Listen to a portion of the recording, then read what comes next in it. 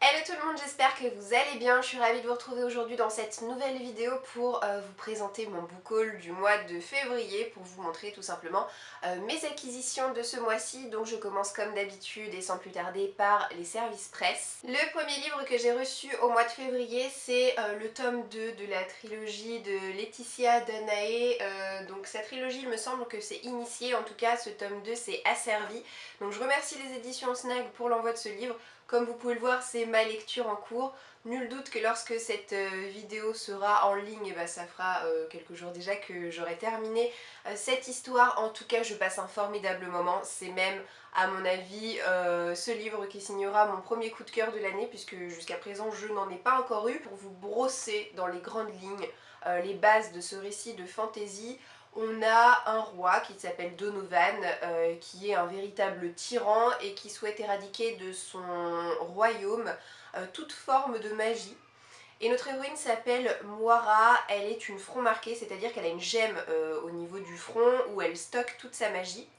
Et on l'a vu grandir et évoluer dans le premier tome, et là dans cette suite, elle va infiltrer le château du roi Donovan pour récupérer un objet qui permettra à son clan de remporter la guerre contre ce tyran. De la part des éditions Michel Lafon, j'ai reçu le dernier Sarah McCoy, donc c'est un bruissement de papier et des désirs.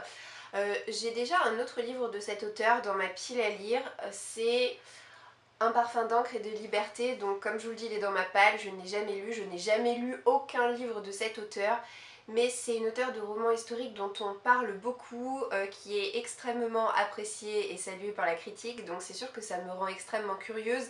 Et quand j'ai vu qu'elle publiait un nouveau roman, je me suis dit bon allez, ça sera l'opportunité pour moi de découvrir enfin sa plume et de voir si je rejoins l'opinion générale, à savoir que ces récits sont de véritables petites merveilles.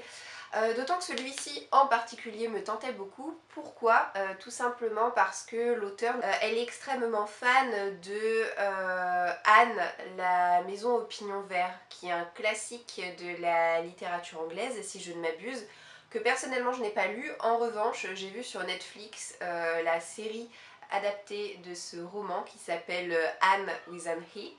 Et j'ai adoré cette série, j'adore la famille qui nous est dépeinte, j'adore cette époque, j'adore cet univers. Et en fait, l'auteur s'est donc inspiré de cet univers-là, et il y a certains personnages qui sont dans le roman d'origine qu'elle inclut dans son roman à elle. Marilla, c'est une jeune fille qui a une vision très moderne des choses.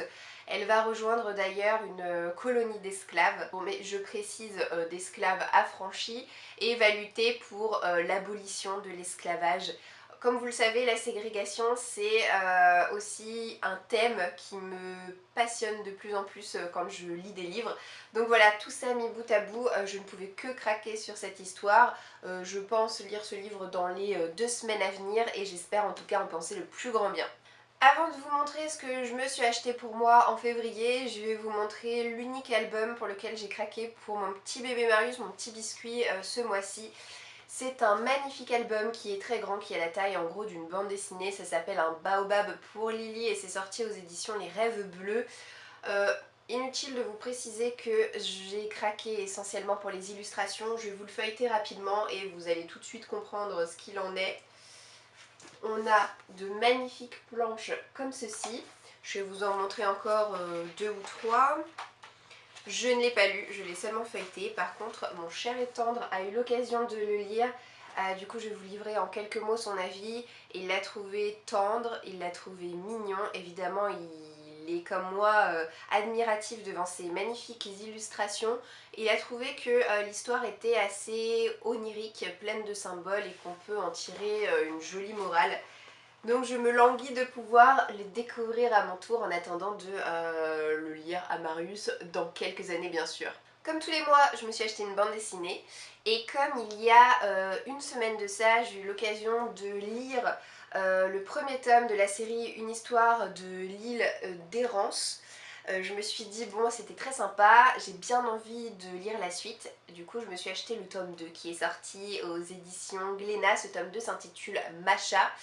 Masha, c'est tout simplement notre héroïne qui est ici, que l'on découvre déjà dans le premier tome.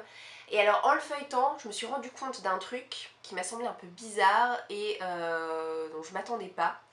C'est que cette série de bande dessinée a l'air un petit peu d'être une histoire à chaque fois. Bon, en soi, pas de problème. Mais le truc, c'est que quand j'ai lu le premier tome et que je suis arrivée à la fin, bah la fin appelait quand même une suite. Et de ne pas retrouver en feuilletant ce second tome le personnage qui était Bran qu'on nous présentait dans le premier tome, ça m'a assez perturbée. Je me suis dit mais il devient quoi en gros ce personnage? Donc bon, peut-être qu'il y aura une explication quand je lirai ce tome 2, je ne sais pas, ou peut-être que réellement c'est une histoire à chaque fois qui met l'accent sur un nouveau personnage. Mais si c'est le cas, c'est un petit peu frustrant et j'espère que ce tome 2 ne se terminera pas sur un truc comme ça, tout pareil que le premier tome où tu te dis bon ok mais moi je veux savoir ce qui se passe après. Bon, on verra bien. Je vous montre quelques illustrations. Alors, je ne suis pas fan hein, des illustrations, soyons clairs, mais l'histoire est vraiment sympathique. En gros, c'est de la fantaisie et les histoires se passent dans une forêt où on a des créatures assez particulières.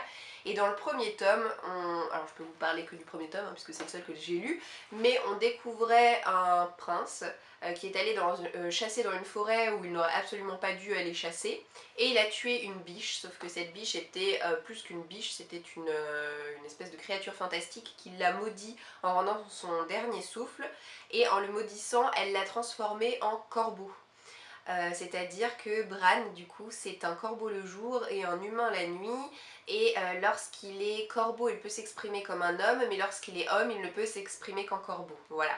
Et il a fait la rencontre d'une jeune fille, une guérisseuse qu'on retrouve dans ce tome 2. Et voilà, je pense que j'aurai l'occasion de le lire très rapidement, puisque maintenant ce que je fais, c'est que dès que je lis un roman, je lis à la suite une bande dessinée. Je passe maintenant au roman que je me suis acheté courant février, à commencer par le tome 2 de la trilogie Grisha de Laïs Bardugo sorti aux éditions Nathan. Décidément, autant j'adore les illustrations de couverture de son autre série Six of Crows, autant je déteste vraiment les illustrations de couverture de sa trilogie Grisha.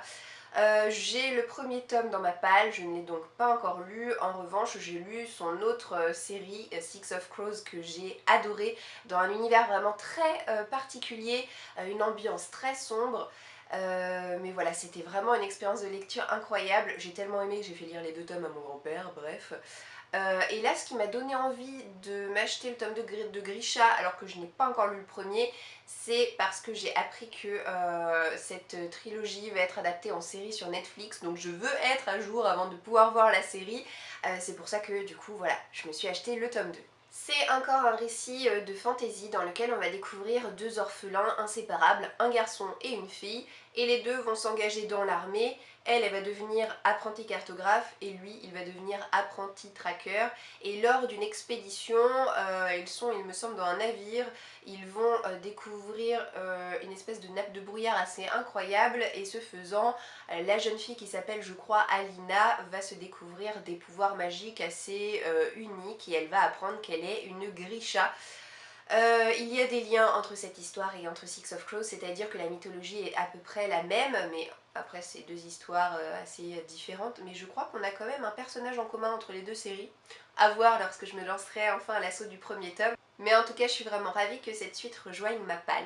Là encore une suite de séries, mais pour le coup je suis à jour puisque j'ai lu le premier tome l'année dernière, j'ai même eu un beau coup de cœur en lisant ce premier tome, donc je ne pouvais pas attendre plus longtemps avant de me prendre la suite qui est sortie là il y a vraiment pas longtemps, il y a quelques semaines de ça. Donc c'est Legendary qui est la suite de Caraval, j'avais plus le titre en tête, de Stéphanie Gerber, et c'est sorti aux éditions Bayard.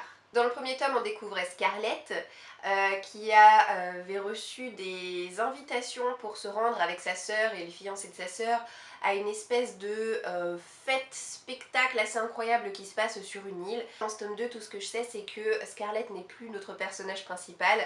Notre personnage principal, ça devient Donatella, donc sa sœur.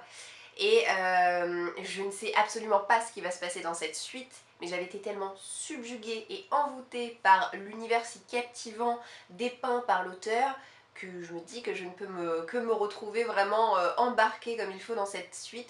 Les premiers avis se sont révélés hyper élogieux, du coup je suis vraiment en confiance pour pouvoir me plonger de nouveau dans cette histoire. Je me suis ensuite acheté Dry de Neil et Jarrod Chesterman, donc le père et le fils, et ce livre est sorti dans la collection R de Robert Laffont.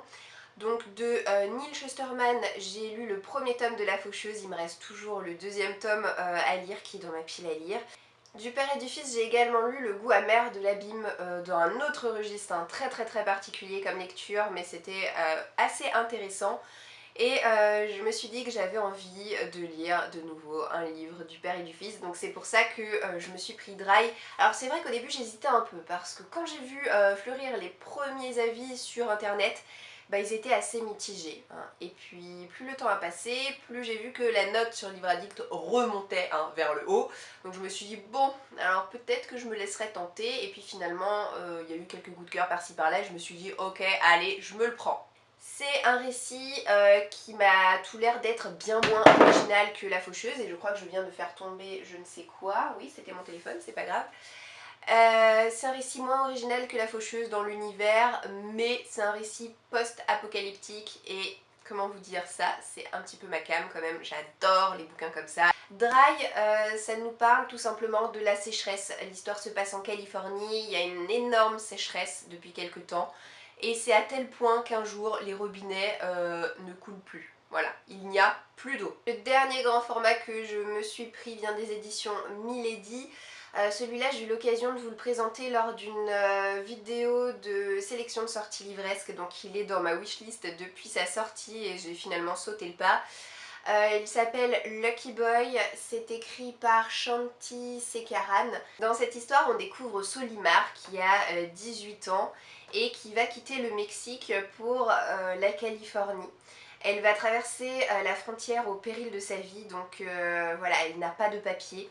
Et lorsqu'elle va arriver en Californie, elle va découvrir qu'elle est enceinte. Sauf que clandestine, réfugiée, sans papier, livrée à elle-même, elle ne peut absolument pas s'occuper d'un enfant dans l'état très précaire dans lequel elle se trouve. Elle va intégrer un centre pour les réfugiés. On va lui prendre son enfant, qu'on va confier à un couple qui désire depuis des années avoir un enfant mais qui n'y parvient pas.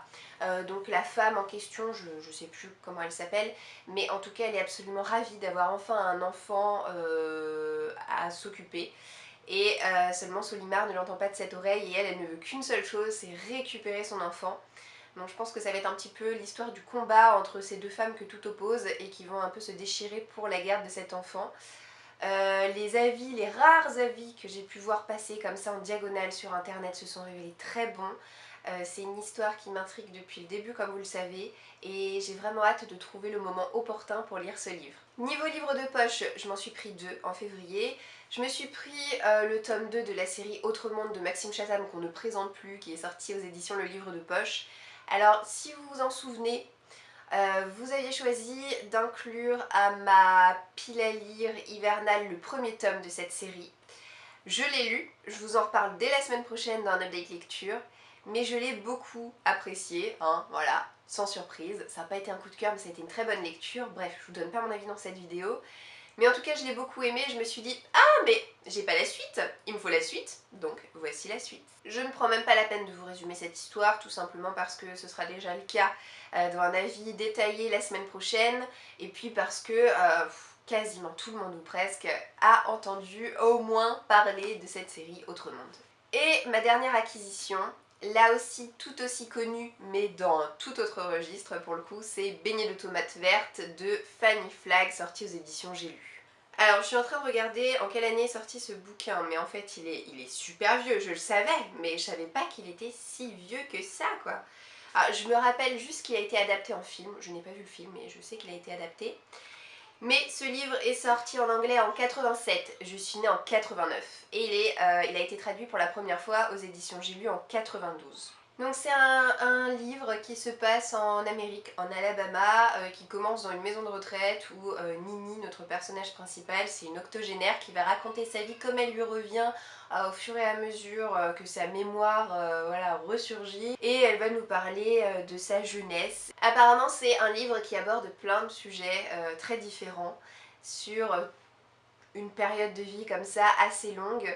Et en racontant sa vie à Evelyne, une femme au foyer qui vit mal l'approche de la cinquantaine, et ben Nini va lui redonner goût à la vie. J'ai vraiment hâte de plonger à mon tour dans cette histoire qui m'a l'air voilà, douce et amère à la fois. Et voilà, ça y est, on a fait le tour de ces livres qui ont rejoint ma pile à lire pour le mois de février. J'espère que cette vidéo vous aura plu. N'hésitez pas à me dire en commentaire si nous avons des livres en commun ou si je vous ai donné envie d'en découvrir certains. Je vous souhaite en tout cas de passer une très bonne journée et je vous dis à bientôt dans une prochaine vidéo. Ciao ciao!